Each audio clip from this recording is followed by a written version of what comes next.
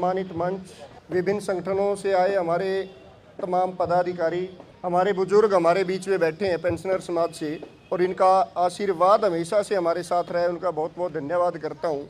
हमारे बीच में नारी शक्ति बड़ी संख्या में हमारे बीच में पहुंची है, और एक मैं कहूँगा कि 2024 से पहले तो कोई ऐसा दिन नहीं था जिस दिन हमारा संघर्ष जारी नहीं था, लेकिन हर संघर्ष में कहीं ना कहीं उतार चढ़ाव जरूर आते हैं। बीच का एक दौर ऐसा रहा जिसमें एक दो कार्यक्रम को छोड़कर कोई हम बड़ा कार्यक्रम नहीं कर पाए।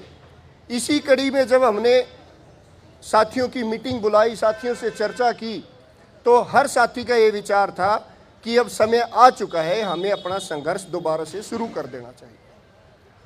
और ये हमारे लिए गर्व की बात है कि जब संघर्ष के लिए हम ये चर्चा कर रहे थे कि किस रूप में संघर्ष किया जाए, तो रोहतक ने सबसे पहले कहा कि शुरुआत हम करेंगे।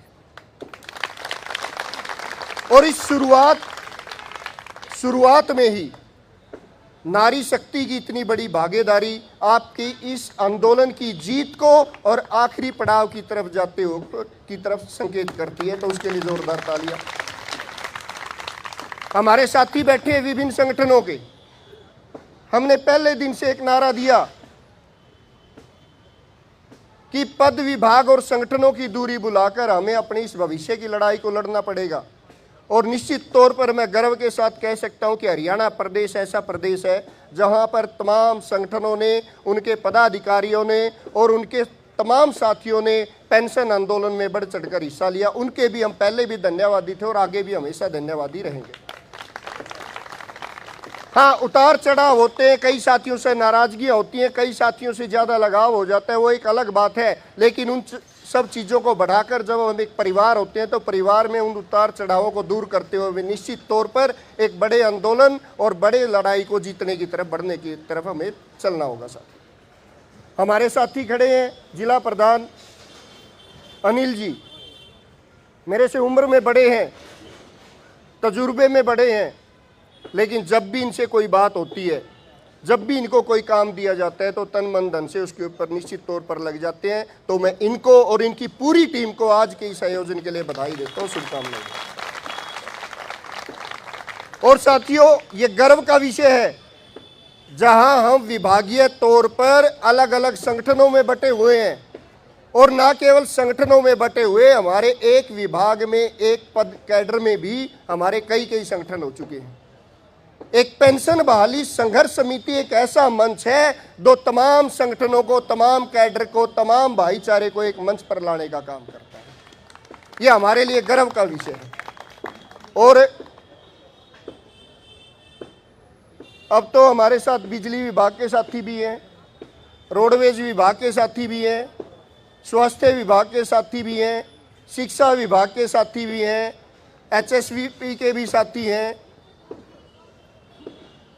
तमाम जितने भी विभागों के मैं नाम लूँ, अगर विभागों के नाम लेने लगूंगा तो एक दो छूट जाएगा। मैं ये कहूँगा कि हर विभाग का साथी जिस भी तरह से वो सहयोग कर सकता है, हमारे साथ सहयोग करता है। अब कई बार संख्या की बात आ जाती है। मैं तो साथियों कहूँगा कि आज जो इस आंदोलन का आगाज रोहतक से हुआ है, एक बहुत बड़ी संख्या के साथ आपने आगाज किया।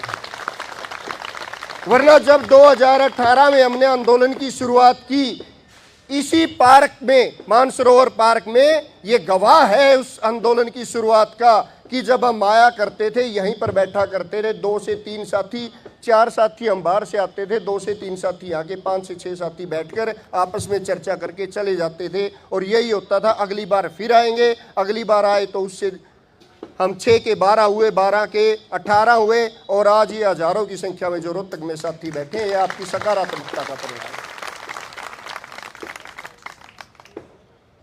हमारे साथी भाई ऋषि नयन जी ने लगभग सारी बातें आपको बता दी, अनूप लाठर जी ने सारी बातें बता दी, इससे पहले जितने हमारे प्रवक्ता साथी थे उन्होंने सारी बातें बता दी। हमारे तमाम जिला प्रधान यहाँ पर बैठे हैं जो इस आंदोलन के गवाह हैं, और ना केवल ये तो पदाधिकारी हैं, ये वो चेहरे हैं जो आपको दिखते रहते हैं, लेकिन मैं रोहतक के उन साथियों को भी देख रहा हूँ जो हर आंदोलन में इस दरी के ऊपर बैठने का काम करते हैं। और मैं हमेशा कहता हूँ, चाहे दिल्ली का मंच हो, चाहे हमारा करनाल का मंच हो, चाहे हमारा जींद का मंच हो और चाहे हमारा पंचकुला का मंच हो। मैंने हमेशा एक बात कही है, जो आंदोलन का नेतृत्व करते हैं उन चेहरों को तो शायद आप जानते हो, उनके संघर्ष को तो आप महसूस कर सकते हो, उनके संघर्ष को आप देख सकते हो, लेकिन किसी भी आंदोलन की असली रीढ़ की असली ताकत अगर कुछ होता है, वो मंच पर वो बैठे साथी देने का काम करते हैं।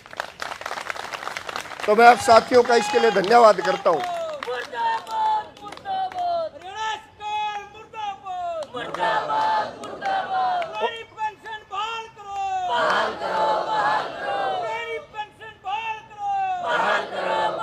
और साथियों,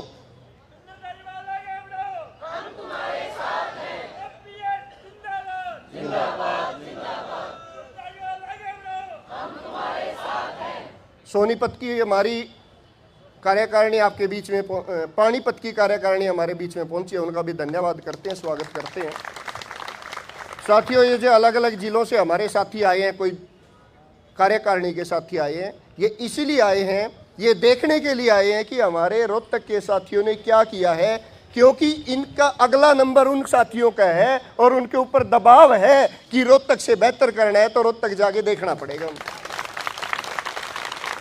और बात आपके आंदोलन की केवल हरियाणा की नहीं है, मैं देश के हर कोने में जाता हूं, मैं रेलवे वाले साथियों के प्रोग्रामों में जाता हूं, केंद्रीय कर्मचारियों के प्रोग्रामों में जाता हूं, मैं अलग अलग राज्यों के जो हमारे आंदोलन है, मैं उन आंदोलनों का गवाह रहा हूं। और जब मैं वहां पर जाता हूं तो साथियों, जो हमारी उपस्थिति हरियाणा के आंदोलनों की उनके हर बयान के अंदर दिखाई देती है। मैं पूरे गर्व के साथ ये कह सकता हूं कि हमारा चाहे उत्तर प्रदेश का आंदोलन है 2013 से जारी है, हिमाचल का हमारा आंदोलन जो हम जीत चुके हैं वो 2015 से जारी था, इसी तरह लगभग सभी प्रदेशों में हमारे से पहले आंदोलन जारी, ओपीएस की लड़ाई लड़ी जा रही थी। और हरियाणा अंतिम राज्य था जहां पर 2018 में ओपीएस की लड़ाई शुरू हुई। और मैं गर्व के साथ ये बात कह सकता हूं, आप साथियों की एकता और ताकत के दम पर यह बात कह सकता हूं, आज हर राज्य में अगर किसी आंदोलन की चर्चा होती है तो वह हरियाणा के साथियों के आंदोलन की चर्चा होती है। वहां के पदाधिकारी हमें नेशनल की मीटिंग में बताते हैं कि प्रधान जी, जब हमारी चर्चाएं होती हैं हमारे कर्मचारी साथियों से, तो नीचे से आवाज आती है कि जिस तरह का आंदोलन हरियाणा प्रदेश में है, अगर यहां पर भी कर दिया जाए तो निश्चित तौर पर केंद्र सरकार उसी दिन झुक जाएगी। हरियाणा अकेला ऐसा राज्य है जहां के साथियों ने पंचकुला जाकर अपने हक की लड़ाई के लिए ना केवल लाठियां खाने का काम किया, केवल ओपीएस आंदोलन में हरियाणा ऐसा अकेला राज्य है जिनके ऊपर कर्मचारियों पर ना केवल लाठियां चली बल्कि आंसू गैस के गोले भी दागे गए थे।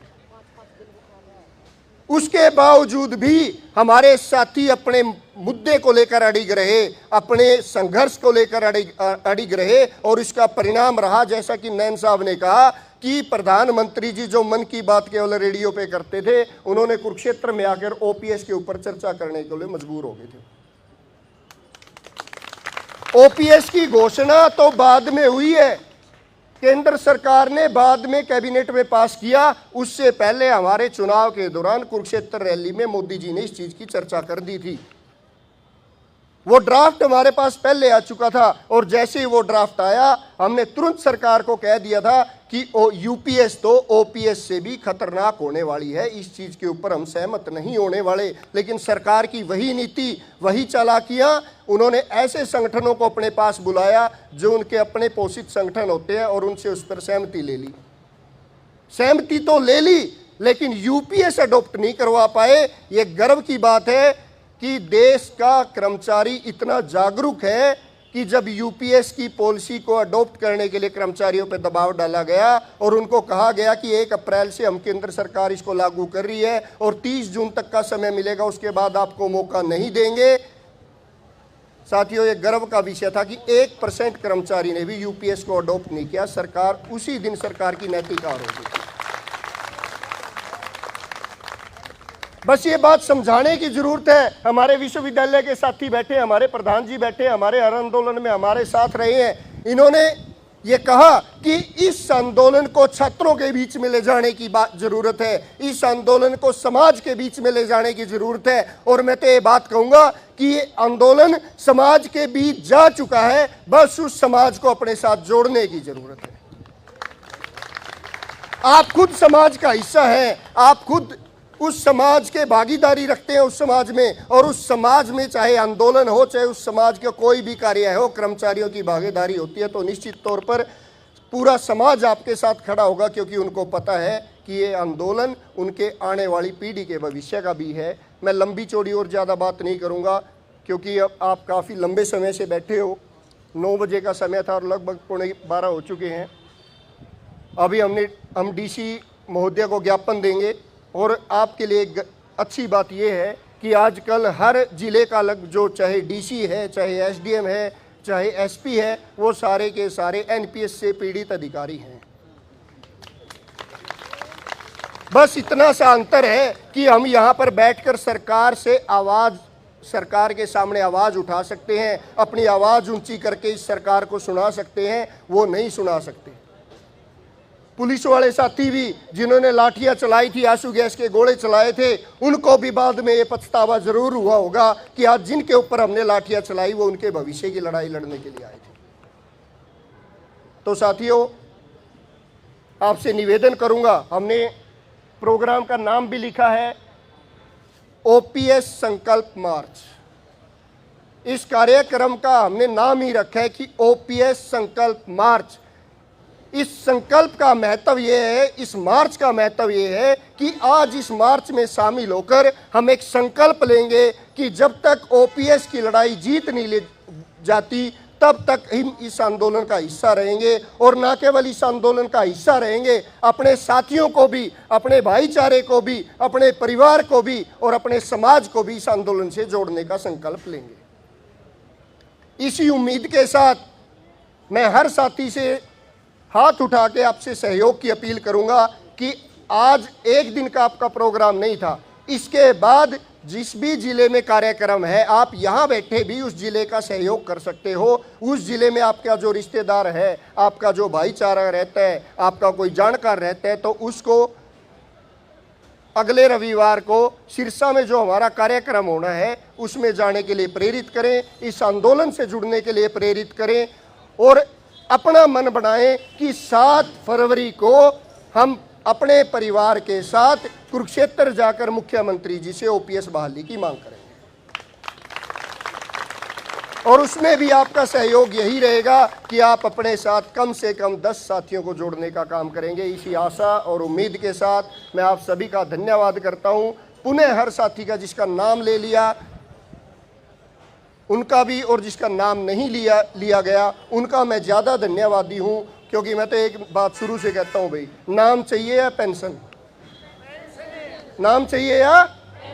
हमारा कार्यक्रम था कि हम उपायुक्त महोदय को अपना ज्ञापन सौंपेंगे, और उस ज्ञापन के माध्यम से हम मुख्यमंत्री जी और प्रधानमंत्री जी दोनों से आग्रह करेंगे कि न केवल कर्मचारी बल्कि अधिकारियों की भी पुरानी पेंशन, उनके भविष्य की सुरक्षा उनको वापस लौटा दी जाए। हमारे बीच में तहसीलदार महोदय पहुंचे हैं, इनके माध्यम से आज हम अपना ज्ञापन सौंपेंगे। कई बार साथी बोल देते हैं कि डीसी साहब ही क्यों ना आए। मैं तो एक ही बात कहूंगा भाई, डीसी साहब भी अपने जैसे ही बैठे, वो भी एनपीएस वाले ही हैं, उनकी भी वही पीड़ा है जो हमारी पीड़ा है। और कहीं ना कहीं मैं हमेशा एक बात कहता हूं कि आप कर्मचारी, आप अपने बच्चों के साथ रहते हो, आपके साथ एक लगाव होता है, लेकिन प्रशासनिक अधिकारी बार बार इनके तबादले होने के कारण अपने बच्चों से दूर रहते हैं। इनको अपने से ज्यादा बुढ़ापे की चिंता होती है कि बच्चा बुढ़ापे में उनकी सेवा करेगा कि नहीं करेगा। तो मैं तो यही निवेदन करूंगा कि जो हमारी बात है तहसीलदार साहब, वो आपकी भी बात है, आपके जो कर्मचारी हैं उनकी भी बात है, और हमारे जो पुलिस प्रशासन के साथी बैठे हैं उनको भी मैं एक बात कहूंगा कि ये तो लड़ाई आप सब की भी है, इसके लिए गेट लगाने की जरूरत ही नहीं थी, आपके ही साथी हैं सारे के सारे। आज छुट्टी का दिन है, छुट्टी, कल जब वर्किंग डे होगा तो आपके साथी इसी सेक्रेटरीट में काम करने वाले साथी हैं बहुत सारे। तो आपके माध्यम से मेरा सरकार से निवेदन है, जल्द से जल्द पुरानी पेंशन बहाल करें। अगर नहीं करती, मीडिया के साथी हैं, सीआईडी के साथी हैं, प्रशासन के साथी हैं, तो इस आंदोलन को आज जो हमने जिला दर जिला ये कार्यक्रम शुरू किए हैं, इसको राज्य स्तर से लेकर हम बड़े आंदोलन की तरफ जाएंगे, चाहे हमें उसके लिए स्ट्राइक करनी पड़े, चाहे कलम छोड़ हड़ताल करनी पड़े। हम निश्चित तौर पर जब तक ओपीएस बहाल नहीं हो जाती, हर तरह के आंदोलन के लिए सरकार तैयार रहे और उसकी पूरी की पूरी जिम्मेवारी सरकार की होगी। तो हमारे बीच में तहसीलदार साहब आए हैं, मैं निवेदन करूंगा कि वो आज हमारे ज्ञापन दें और हमारे इस मांग को, हमारे मुद्दे को सरकार तक पहुंचाने का काम करें। थोड़ा साइड में हो जाओ।